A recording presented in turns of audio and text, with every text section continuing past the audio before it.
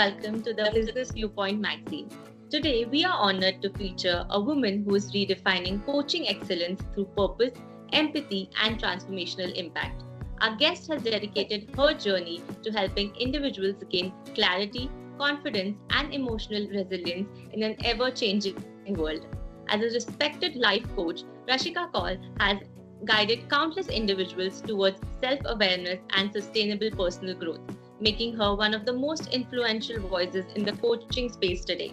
Please join me in welcoming the cover feature of the most iconic women transforming coaching excellence, Rashika Kaul. Welcome, Rashika, and thank you so much for joining us today. Thank you. Thank you for having me. It's our honor. So let's get started with the first question. So I'd really like to know what really inspired you to become a life coach, and also how did your personal journey led you to this path? Yes.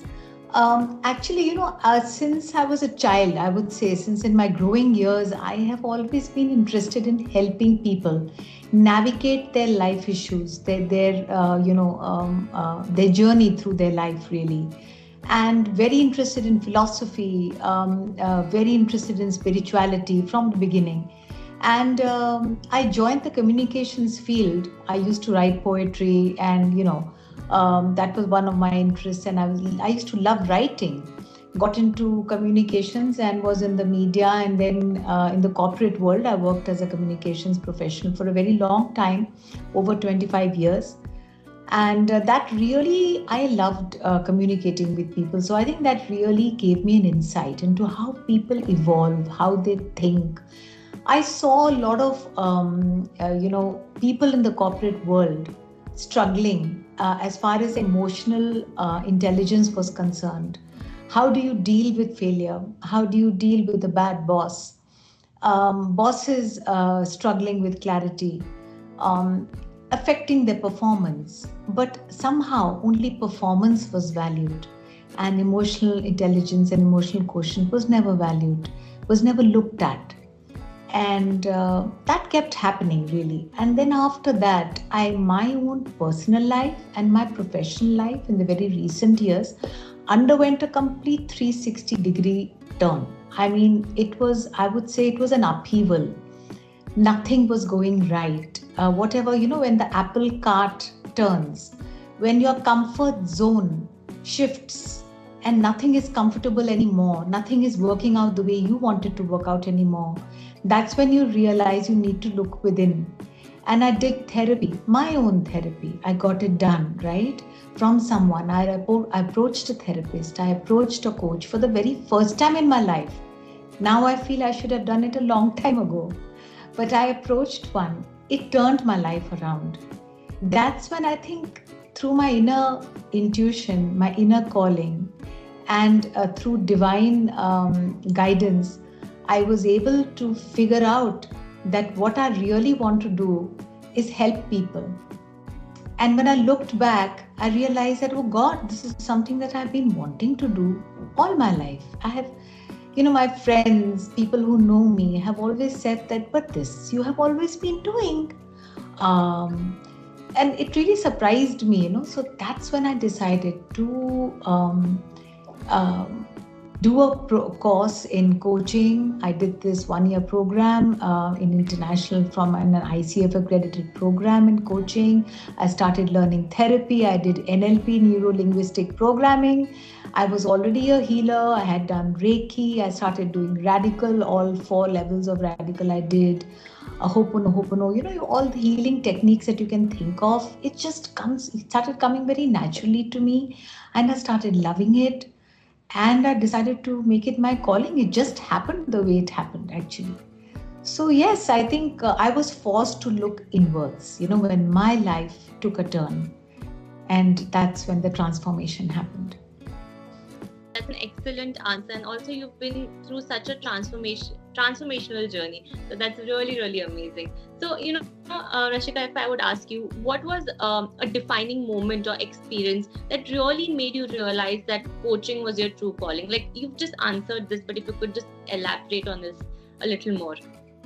Actually, while I was doing this program, my accredited ICF program, and I was doing that, I started coaching somebody. As part of your program, you have to do that. One of our colleagues, and actually her life just turned around. After a period, our coaching went on for 2 months or so. And, I did some therapy along with it also, because I had learned NLP by then. And her life just turned around. The problem that she was facing, she was able to overcome. So she had a lack of belief in herself. And I think due to her own efforts, see, our job as a coach is to take you there, to hold your hand and to help you see your own true potential. But the work you have to do, So she did that work, and she particularly felt that I was able to reach out to her, and she felt that I had compassion, kindness, and love in my approach. And that really made her feel very comfortable with me. And I think, it's important for a coach to really have those, to create that kind of an atmosphere, really, and that's, I don't know, it was just a eureka moment. I think it was, I just knew it. There are some things you just know intuitively. And I started understanding my own intuition. See, we all have a very sharp intuition. The problem is that we haven't developed it. We haven't built it, spent more time with it, trusted it. So I realized that I just knew it. It was there in my gut that this is what I want to do, because the satisfaction you get when somebody's life is transformed can't be explained. That's well said and very well defined as well. You touched upon self-belief. So many people struggle with a lot of clarity, self-belief these days, whether it be, any sort of, generation. So what are the most common challenges that some of your clients really face? And also, how do you help them overcome all of these barriers? Right. What I do is I actually, have lots of sessions with the clients. I sit down with them. I understand what part of their life is getting impacted and what is the problem they're really coming to me with. And if it is a lack of self-belief, you'll be surprised at how much there is. You have to, I go back to their childhood. I do a technique called inner child healing. And this is something I recommend for everybody.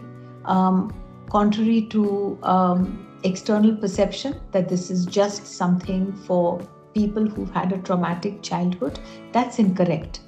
This is for everyone. This is for people who are in freeze trauma as well. What freeze trauma is, when you think you've had a wonderful childhood, so wonderful that you cannot even remember it, So because your brain and your nervous system protects you from all bad memories, and bad experiences. So that's how it really happens. So I go back to, through inner child healing, I understand what caused the lack of self-belief. A lot of times it's the social conditioning, the parents. It could even be, when the person is an adult, through a school teacher or through somebody else, maybe a spouse in their life, So their sense of self-worth is really low. And they don't have enough faith in themselves as well. So you really have to go back. So through therapy, and this is where I go beyond coaching, I do a mix of coaching, therapy, and healing. So when I go back, the subconscious mind, basically of the client themselves, it takes you back. It takes you exactly where you need to go. And that's where you see the root cause of the lack of self-belief. And when you see the root cause, then you start healing it, through the therapy, and then I start healing it for them. And that's how it really happens. But so yes, sense of self-worth is really low in situations like this. And this is the most common, I found this the most common. The root really seems to lie in the childhood. something that has happened, if parents have not to blame any parents, they themselves have come from a lot of traumatic background. They carry a lot of baggage with them, So that's really it. I mean, you keep peeling layers after layers after layers after layers, and then you are able to see and face it. And then when you face it, then the next step is to overcome it, So yeah, that's how it happens. But it's life-changing. It's life-changing because once you have the belief in yourself, there's nothing you cannot achieve really. There's nothing called impossible anymore. Once you believe in yourself really deeply. That's a very insightful answer and very helpful as well, because you have really explained everything in layman terms. So it's very easy for the viewers to understand as well. So that's amazing. So what are some of the core philosophies or values that really, build the formation of your coaching approach? I think integrity, compassion, non-judgmental space. These are three very important things. Actually, there are so many. But, to remain true to yourself, to remain true to myself when I am taking the person through, and how to make them understand that they have to be true to themselves, That's where integrity comes. Because if you don't speak the truth, you don't gain from the experience, from the coaching. So, and really a coach can tell. It's very easy to tell when someone is running away, from themselves. Compassion, kindness, this is, a tenet I live by. There is no right and there is no wrong. Even when someone has a very violent anger, we don't judge them. It's not judged because anger is a defense mechanism. Anger is when your expectations are not met. So it is a response to something else. So there is a deeper reason that is causing its unmet expectations, for example, or frustration that causes anger to happen. So, there is no question of being critical here. And I encourage the client also not to be critical with themselves because, that's the other thing. We have grown up criticizing ourselves, and therefore then we end up also criticizing the other person because we are so used to criticizing ourselves. And then, as I said, non-judgmental space. You can discuss anything and everything. If God forgives even a killer, imagine, who are we? Who are we to judge? People can only meet you where they are. So for example, if who am I to judge someone when I can only judge through the lens of my own experience, right? So how limited is that? So that is something that it's an all-embracing, it's an all-welcoming, it's an all-encompassing, warm, loving kind of a, how shall I say, atmosphere and a space where you are felt wanted, where you feel you are not alone, And this actually is a personal thing because for the longest time in my life, I thought I was all alone. And I was a very strong woman, and I kind of associated strength with being alone. Whereas today I realized that after this whole coaching and after doing my own therapy, I realized how wrong I was, So yeah, these are some of the values that I abide by. That's a very holistic answer. So, coaching often goes beyond motivation. So how do you ensure that the clients really experience deep, lasting transformation rather than short-term change? Because nobody wants temporary results. We are looking for the long-term impact. So how do the clients, get that? Right. So that's the reason, I have an integrated approach to coaching. I do a mix of therapy, coaching, as well as I said, healing. So there are a lot of clients, you'll be surprised, who come only wanting to be healed at the surface level. They think that, they're having some problem at the workplace, for example, and they're not able to get to the, job that they want, or that designation that they want, or the experience that they want. And they think it ends there. But it doesn't end there, actually. It is much deeper. And that's where I take them I encourage them to see, you cannot force the other person to do something that he or she doesn't want to do. And really, the change has to come from within. So I don't say too much. I wait for that person to realize. I put the cards on the table and I make them understand that if they go deeper, there will be a permanent transformation. And that's where I kind of take them through therapy. Therapy helps to go much deeper. So, they go then to a point in their life. It could be when they were in their 20s. It could be when they were a teenager. It could even be when they were in the womb of their mother. And I don't do past life regression. But through therapy, the subconscious mind of the person who's undergoing therapy takes them to the point where they need to go. And that, when you deal with that, so that's where I do the healing, and that's where I do the therapy with them. And first they see it for the first time in their lives, and so this was like a eureka moment, aha moment, and then they start taking action. And then, so let's say if it's a fear, right? It's a fear of failure, let's say, or it is a fear that they will always go wrong. So then we go to the root cause of that fear through the therapy, and we heal that, and then we go through their entire life where this fear has manifested itself, and we heal those areas as well. So and then after that, what I do is I give all the action points which the person needs to do, because healing is a lifelong process. So if it's not as if the coaching is over, a big chunk is over, but then you go back working on yourself. So I give you the techniques that you need to actually keep on and on for the next, depending on what your need and your requirement is. It's different for different people, right?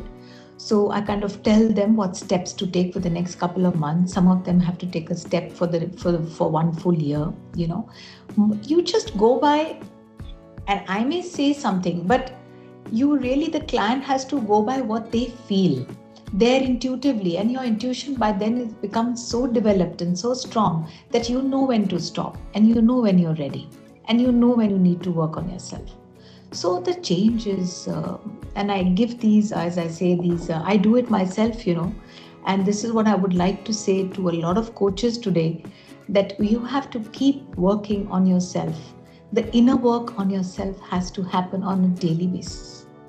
That's critical to be able to be a successful coach and help people really. You learn so much from clients. So many things I learn about life from them. So it's a two-way process. That's incredible. So in terms of, your personal growth, how do you continue to grow and evolve as a life coach while staying authentic to your purpose and values? So I think my own inner work is critical to me continuing to grow as a coach. And I see myself doing more of deepening of my work really than spreading of myself. How to make lasting transformative change in my clients is something that I am looking at, and I will continue to look at, and that's where I will evolve personally, I feel, as a coach. Instead of spreading myself really wide, that can happen side by side, but a deepening of the work, bringing in more and more tools to people to be able to really transform themselves is going to be my one big focus. Digital media, yes, is playing a very, very important role because it's opening up, what is coaching really? It's opening up the definition of coaching and understanding of what it is to a whole lot of people who need it today, from entrepreneurs to students, because the housewives, it's a very wide net, right, today that we have on social media. So traditionally, coaching used to be looked at as something which was to be done for the corporate world, for leaders. In India, at least, that is how it has been in the past. But I see a lot of change now. I see a lot of young people, I see a lot of entrepreneurs understanding this as something that is actually affecting their day-to-day life. So they actually look at this and say, oh my God, this is going to help me, have more belief in myself that yes, I can do it. It is going to help me overcome my fear. It's actually going to help me make my career, or make my relationship work, So that kind of an understanding is new to India, and I see that spreading now. That's wonderful. So, after years, the experience that you've had a demonstrated career, you've worked in diverse fields, you've also been in the corporate world. So, in terms of success, how would you define success today for you, be it on a professional forefront or personally? Couple of things actually, many things. One is let go and let flow.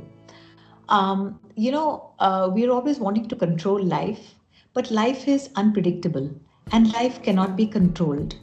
So let go of your need to control everything. Your need to control your husband, your wife, your job, your boss, your children, your house, your maids.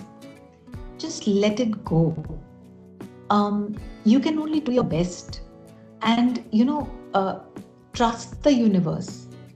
Do what you have to do. You put your head down and do what you need to do. You have to make the effort, right? But you don't have to take that worry. You don't have to take that stress, that frustration, that anger. So that what is important is our response. So I think a truly successful person is someone who understands that response is everything. You can't control what happens to you, but you have full control over how you respond to things. So, that is in our full control. So I think somebody who has mastered that, I think success to me is that. Imagine a space within yourself where you don't allow it to get unclean. You don't allow anger. You don't allow frustration. Let things happen. On the outside, you will meet all kinds of people, right? But you don't have to let it impact you. So to create that space within you where you keep your peace, if you want to keep peace within yourself, and don't get impacted by anything else that happens. So I think that's a mark of true success. The other one is deep belief in yourself, believing in yourself.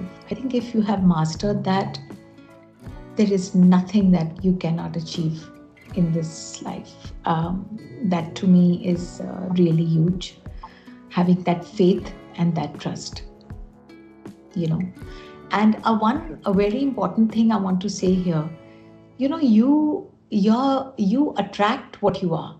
So if you're going through a certain thing in your life, if your life is in a certain way, is because of how you are, your vibration. So, this tendency that we have to blame other people or to blame something, a situation or someone for who you are is actually factually incorrect, because we manifest according to our vibration. The way we feel, the way we are, the way we are being, we manifest that. We attract that in our life. So if you can change your thoughts, your feelings, your beliefs about yourself, everything in your life will change. So if you want a happy relationship, for example, you have to work on making yourself happy. Are you happy within? If you're not, you have to ask yourself why you're not happy within. Work on that. And then you see, you will only be attracting people who are happy, friends who are happy, relationships in which you will always be happy, somebody who knows how to keep you happy. So, and same goes for self-respect and so on, so it goes on, yes. I think that golden piece of advice, like you're spilling wisdom everywhere. It's so amazing. And so so many key lessons and takeaways to learn from this particular answer. So yeah, that's really, really great. So, this brings me to the last question. With all of the experience that you've had, what advice that you'd like to give to the next generation who are aspiring coaches or women leaders, really want to build an impactful and ethical coaching career? Like, how do they take their first step? I think the first thing is be authentic, be your own true self. Is this the profession for you? Why do you want to take it? Look at that first. When you don't look at money, and when you look at your passion, when you look at what you love, for the simple love of doing what you are doing, money follows.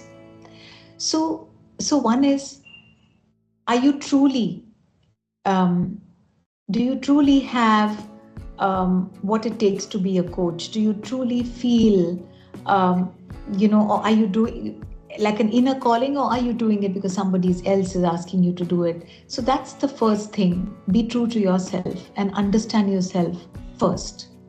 The other thing is intuition. Work with intuition. I would strongly recommend that to a lot of people who are going into the coaching field. A lot of people don't do it actually, but your intuition is your inner light, your inner compass really. And I would say just go with that, because technical knowledge is there. I mean, you have to learn it. I have also learned it. And after that, you take that knowledge and keep it aside. Because this is a very, how do I say it? A very intuitive process. No AI can take it. Artificial intelligence can take it. It's guided. It's divinely guided. So, go with that guidance. Go with, and have that trust in yourself and have that belief in yourself that you can do it. Most of the problems in life happen for young people because they don't believe that they can do it. They feel that they deserve less, that they are not so worthy. They're not so worthy of making money, for example. Whereas if you work on your self-worth, money will keep flowing to you. So work on your own understanding of yourself as abundance. You are abundance. If you believe you are you are abundance. You have an abundance of love in your life. You will attract that.